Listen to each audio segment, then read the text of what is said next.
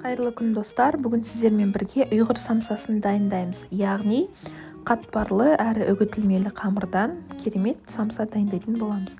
Видеоны соңына дейін қараңыздар. Ең алдымен електен өткізілген ұнымызға бөлме температурасында тұрған майымызды қосып, екеуін қолымыздың көмегімен жақсылап үгітіп аламыз. Бұл жерде қаттырақ езіп, қамыр илеп жіберудің қажеті жоқ. Тек қана қолымызбен жеңіл түрде осылай әдемі, орысша айтқанда крошка жасап алатын боламыз.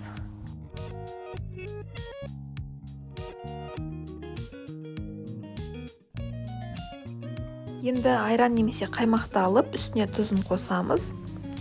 Одан кейін толықтай бір жұмыртқа және 2 жұмыртқаның сарысын қосамыз. Бұл жерде 2 жұмыртқаның сарысы біздің самсамызға сарғыш түс беріп тұрады.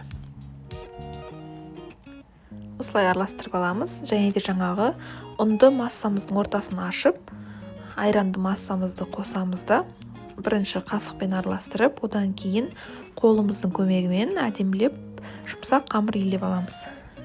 Жұмсақ болып иленген қамырымызды пакетке орап, 15-20 минутқа бөлме температурасында қалдырып, демалдырамыз. Енді демалған қамырымызды алып, көп мөлшерде ұнды пайдалана отырып, оқтаудың көмегімен жұқа етіп әдемілеп жайып аламыз.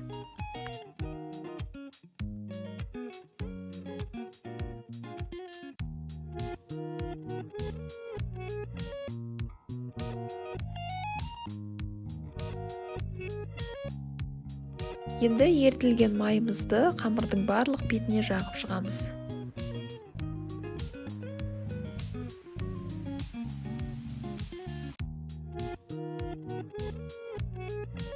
Майды жағып болғаннан кейін осылай бір шетінен бастап қамырымызды ораймыз.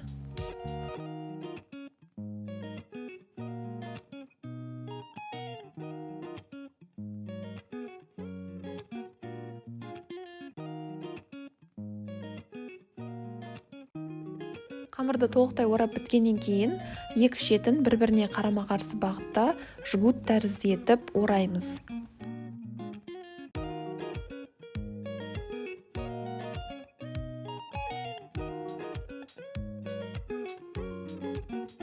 Оралған қамырымызды пакетке салып, 40-50 минутқа мұздатқышқа немесе бір күн бұрын жасайтын болсаңыз, 8-9 сағатқа тоңазытқышқа салсаңыз болады.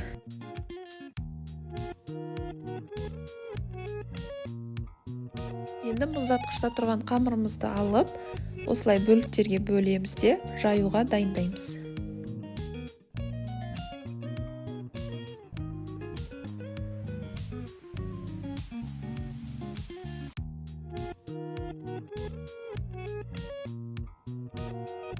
Жаңағы кіші бөліктерімізді оқтаудың көмегімен жайып аламыз.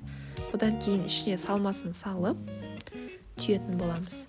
Бұл жерде салманы өзіңіз қалауынша жасасаңыз болады. Менде осындай асқабақты салма болды. Бірінші самсамыздың екі шетін қолымызбен біріктіріп жабыстырамыз.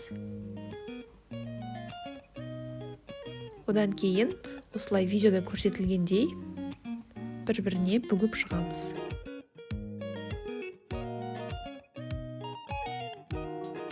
Барлық шетін осылай түйіп келеміз де, ең соңғы қамырды самсаның астына қаратып, осылай түйеміз. Осы түйу әдісі өте әдемі болып көрінеді. Енді самсаларымызды пергамент қағаздың үстіне салып, үстінен жұмыртқасын жағамыз, қалауымызша күнжіт дәндерін сеуіп, қызып тұрған 180 градустағы пешке 35-40 минутқа салып пісіріп аламыз. Міне достар, нәтижесінде өте әдемі көрінетін, өте дәмді, қатпарлы әрі үгітілмелі самсаларымыз дайын болды. Міндетті түрде дайындап көріңіздер. Ас болсын.